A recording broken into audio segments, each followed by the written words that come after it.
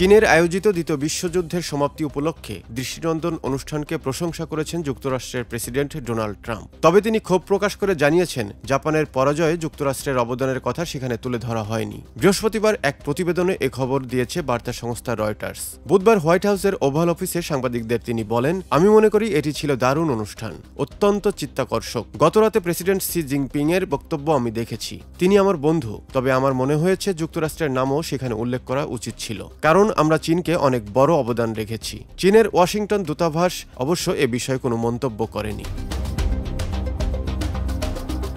চীনের president Xi Jinping দ্বিতীয় বিশ্বযুদ্ধের অবসানের ৮০ বছর পূর্তিকে তার সরকারের জন্য একটি বড় কূটনৈতিক প্রদর্শনীতে রূপ দিয়েছেন। এ সময় তিনি এমন সব নেতার সঙ্গে ঘনিষ্ঠ অবস্থান নেন যাদের সঙ্গে ওয়াশিংটনের সম্পর্ক উত্তপ্ত। শি জিনপিং বুধবারের ভাষণে চীনা জনগণকে সহযোগিতা ও সমর্থন দেওয়া বিদেশি সরকার ও বন্ধুদের ধন্যবাদ জানালেও যুক্তরাষ্ট্রের অবদানকে বিশেষভাবে উল্লেখ করেননি। তিনি যুদ্ধ পরবর্তী ঘটনাকে চীনের মহান পুনর্জাগরণের অংশ হিসেবে তুলে ধরেন, যা এখন চীনা কমিউনিস্ট পার্টি ও তার মিত্রদের নেতৃত্বে এগিয়ে চলছে।